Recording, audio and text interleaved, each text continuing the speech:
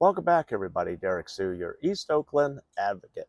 Well, in my previous vlog, we were talking about Career Day. And so I'm going to do an expansion of Career Day as far as part two, because there are a lot of folks that are being laid off, losing their work.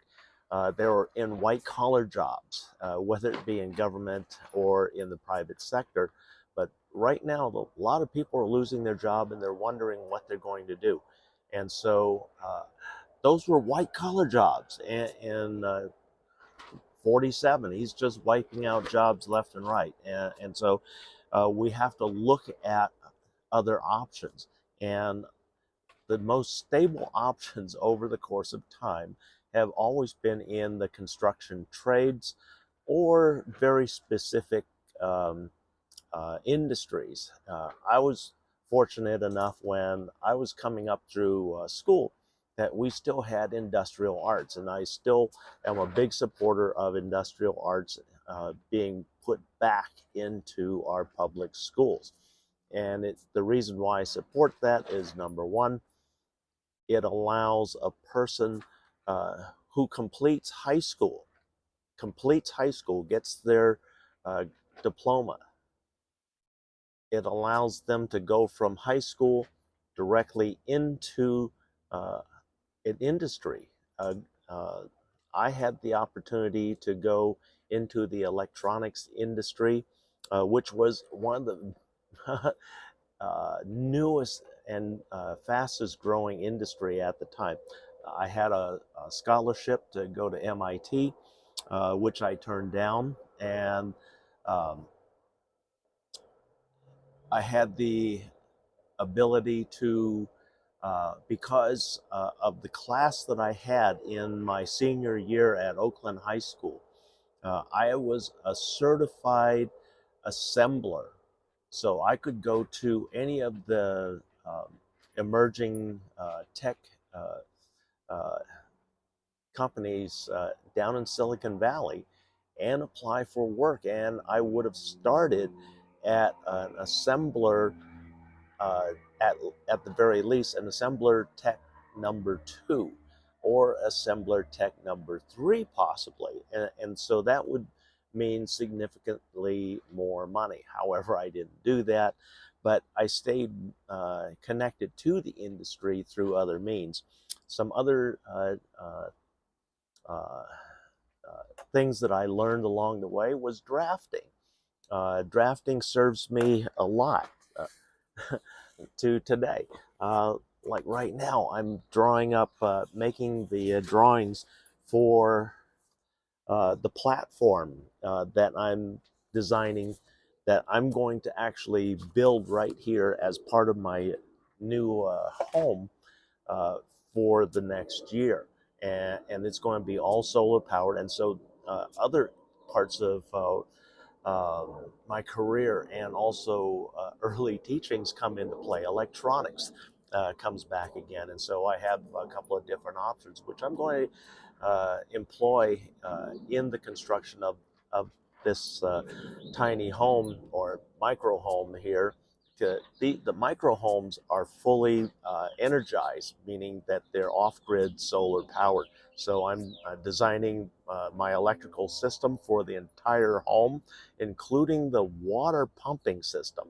So plumbing comes into play, the construction trades, as a carpenter, plumber, electrician, also the mechanicals for HVAC. So I have experience with all of that in architecture and also very deep knowledge in programming. So I did a lot, and I have extensive knowledge since I spent so much time in the tech industry, specifically working with solar panels for NASA. And so that was something that was always was an exciting time. And it's exciting to see how much solar panels have advanced since the early days, because the early days we were getting as little as 3% and as high as 8% off of a solar panel. Today we're seeing 21, 23 efficiency, and so far cry from what we used to have back in the old days, and the reason why solar panels on our space station were so huge and our satellites are so huge, but now because they're so efficient, they've come down significantly in size.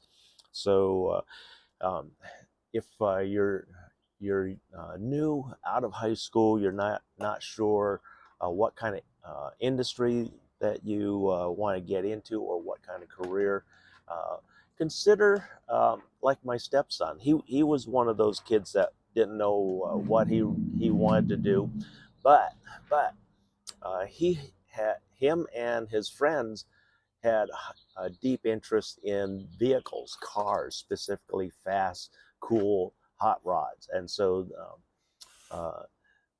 my stepson ended up wanting to go to a technical school called UTI. Some of you may be familiar with it, some of you may not.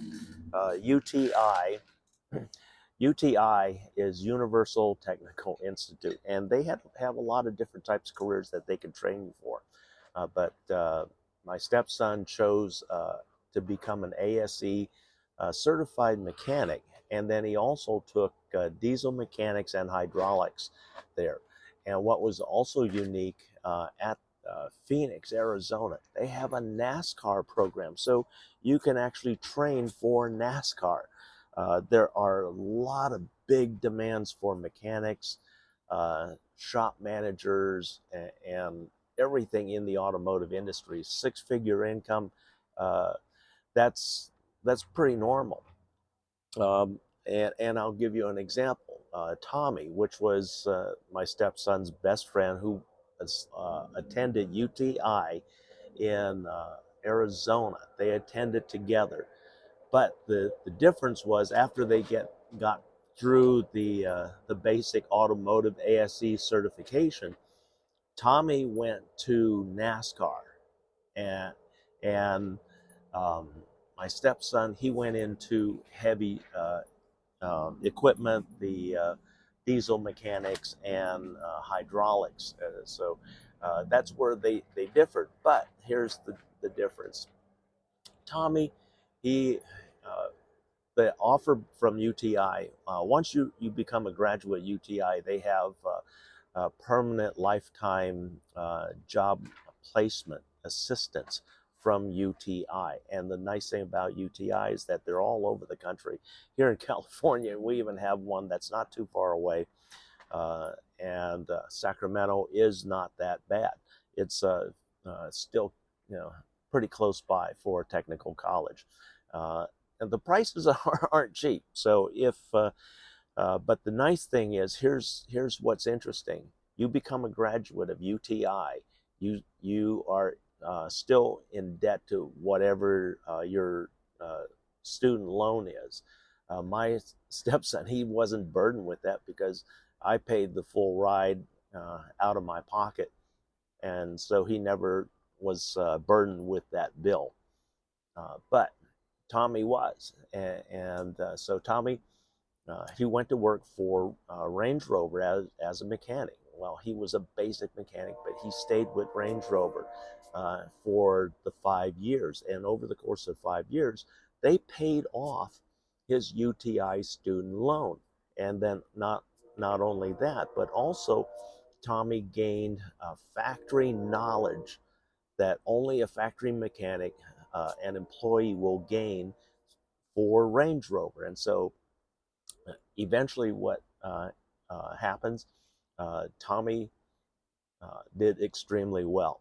He was making six figures easily annually. He is, if I remember right, he was making just short of 160,000 a year as a mechanic.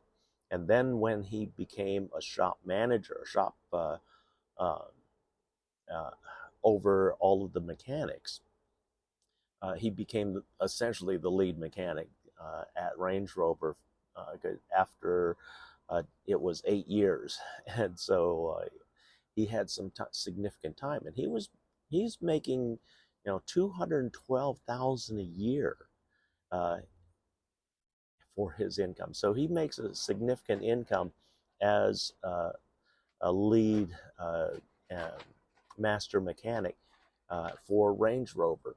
And so he's also able to step in to service writers and explain to customers what needs to happen. But here's the thing: he's also a trained uh, programmer and electrician for the computers that are on a Range Rover. And on a typical Range Rover, there's as few as 15 and as many as 32 computers on a typical Range Rover. So you have to be really good at your job to get that kind of money. And Tommy is that good. And he stuck with the industry. He used his certifications, gained the knowledge from the factory, and became a long-term employee. And he still lives in Arizona. My stepson, on the other hand, didn't do the exact same thing, but he used his certification for diesel mechanics and went to work here. Uh, if I remember, it was Homewood, and he was the lead mechanic for all of the ski equipment, the generators, the lifts, and everything. So, but he didn't. He's not making six figures on that because his work is very seasonal. He does other things during the summer, so he has a very different lifestyle as compared to Tommy. But Universal Technical Institute, their campus has a specific program. If you're into fast cars, you it is so cool to see the construction, the building, and the engineering, and all the theories that go into NASCAR engines and everything, and they do everything there. So a lot of people that graduate from those programs go on to become members at the different racing teams, which are plentiful in Phoenix, Arizona. But uh, it's just incredible what the automotive industry is, and you could still have a mostly white collar job in the automotive field and still make six figures. You know, those are the service writers and people that take care of the cars. The ones that greet you, they're not the actual ones that are hands on, because the hands on mechanics, can make uh,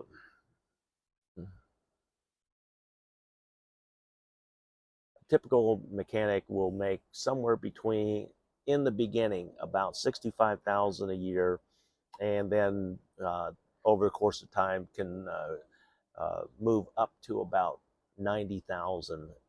Typically, that's typical. But at a dealership, it could be more, and depending on what type of dealership. Uh, uh, Auto mechanics are always in need, and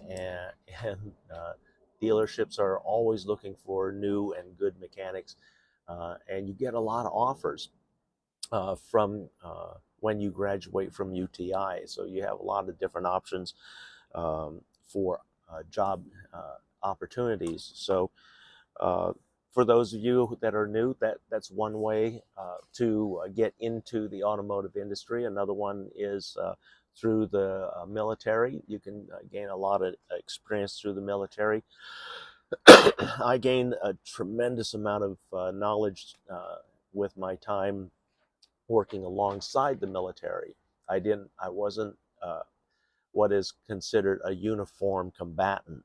I was a non-uniform combatant. So uh, very different.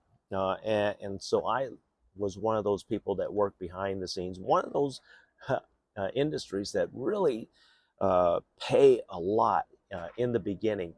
And there's a caveat with this that I have to talk about.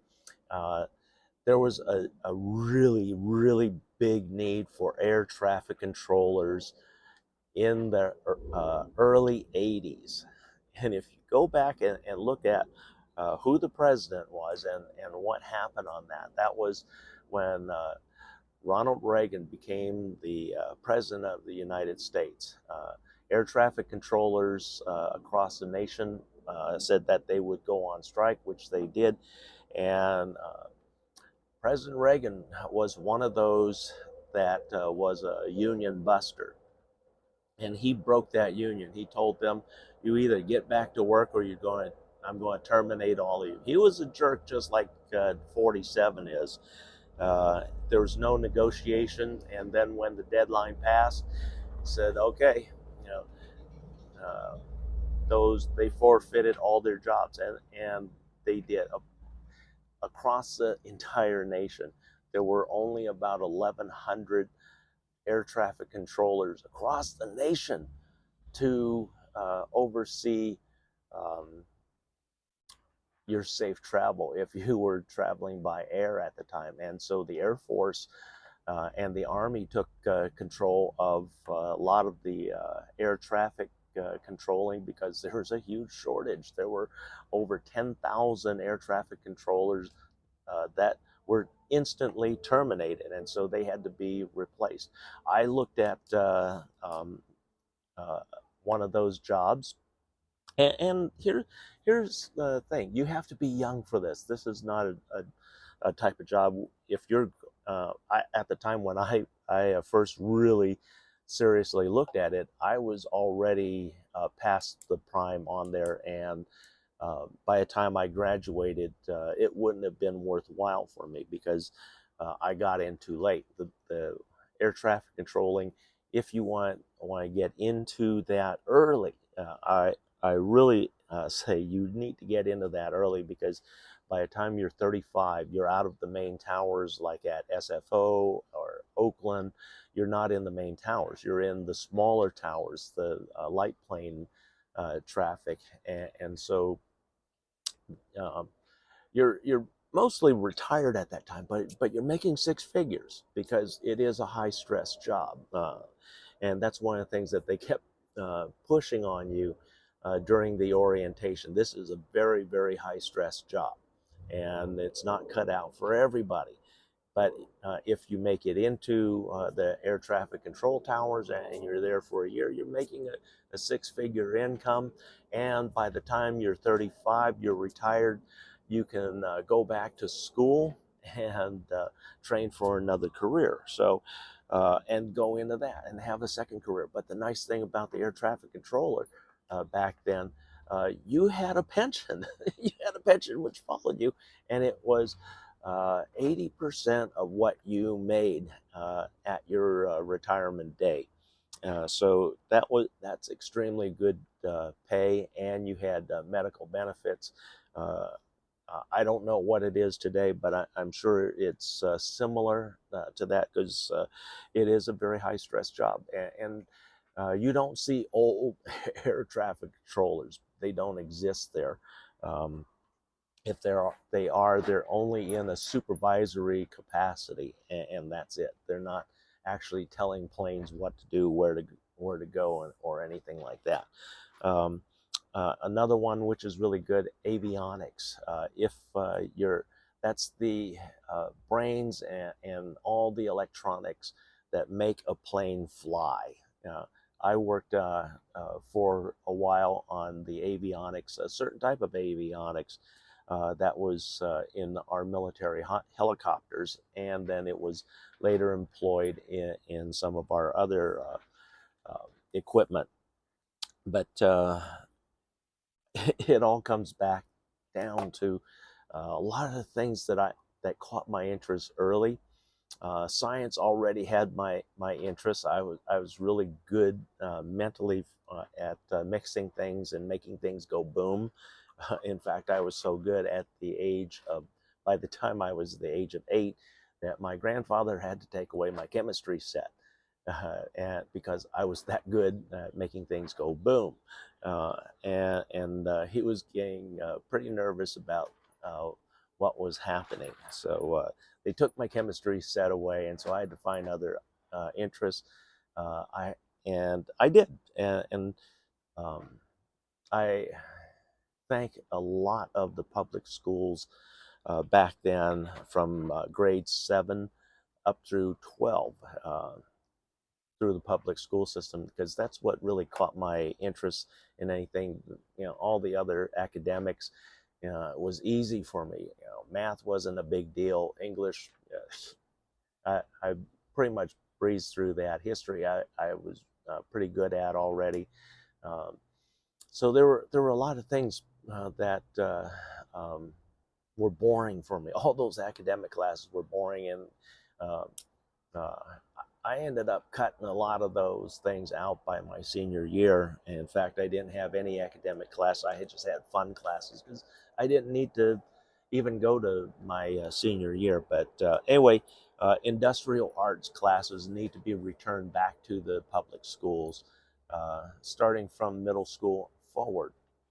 And it should be open to male and females, because uh, females in construction arts, and also the all of the other different industrial arts.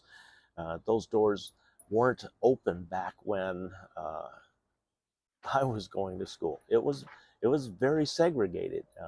Girls had home economics, and boys, you had industrial arts. Home economics, it was, you had some guys that did take that, but it wasn't very many. And then the girls that um, did take the advanced electronics class that I was in got railroaded out of there by the instructor, who didn't believe that females belonged in the electronics industry, and he was very wrong on that. I felt very strongly against him, but I wasn't a big voice for that, because he held all the power, and I wanted to make sure that I got that certification and the best possible grade out of that advanced electronics class, that I got the most out of it also. But electronics field is a good another six-figure income field. Programming, circuit architecture, robotics is huge, and it's a pretty clean job. You sometimes get your hands dirty, but not too bad. Satellite, if you can get in with one of the companies, I'm not saying SpaceX or anything like that, but with satellites like NASA, our weaponry division of our Department of Defense. So these are industries that are six figures, and then some can be very, very high six figure. I myself, towards my retirement years, I was being paid an upper 1% income. And a lot of you say, well, what was that? I was being paid $395,000 a year. Just short of 400,000 a year was my income. And so my lifestyle was far below that. And then my wife, she was making $250,000. So we were making really good money as a couple. And we were a power couple in our neighborhood, is we had all the toys, and our home was really nice, other than our kitchen, because we didn't have one for the first couple of years in the home. It took me a little while to get finished, because my type of job, the work that I had at the time, I was a commander of the Western Asian Pacific area, and that particular area is 24 hours you're on call, and so there are no vacation days on that. You take your time off when you can, um, but you're available 24/7, 365, and that's what I was for. What was that? Let's see, 7 years, 8 years, 9 years, 9 years. Uh, I was 9 years with 24/7, 365 on call status, because of my position and my decision making role of taking care of counterterrorism as things cropped up and things that I was being made aware of. And so it was good income. But again, it takes a toll on your lifestyle because you're gone a lot when you're on call. And the other thing is that I have to be able to respond to the situation within 2 hours. So no matter where I am, I have to be able to respond within 2 hours. So my area that I respond to, if I leave outside of that area, 2 hours is the maximum I can go outside of that area of protection. And so that's why I was very well paid. And so a lot of you may say, well, that's an awful lot of money. Well, let me tell you, it takes a toll on you. And also, it takes a toll on your family life because you don't have one. Your family has no idea or clue where you're at, what you're doing, what you're up to, or anything because of the secrecy of counterterrorism. And so a lot of family bonds and ties get untied for a while. And so, and then there are some family members that have an aversion to government and government work. And then also, since I was an armed person, my sister didn't like me because that I'm always carrying a weapon. And then she also made a demand that anytime I'm on her property, that I am not carrying my weapon at all for any reason whatsoever. And so that's why I didn't visit her much because she just flat out put out the not welcome that to me and my family. Uh, and so that's the way things are. And like I said, it takes a toll when you are in certain types of positions, and that's why you're extremely well paid. Our police officers, their their pay really varies, and there should be a standard by which their job is measured. And so I believe some of them shouldn't get the overtime that they're getting because it's outrageous the amount of overtime that they work at our expense. We need to have our police officers operating and living within the means of their standard salary. And then overtime, there's a maximum amount of overtime that they can draw at the public's expense. That's the way it should be, and that's not how it is right now. I mean, we have some officers that are making nearly $500,000 a year on $150,000 salary, and that's a lot of overtime.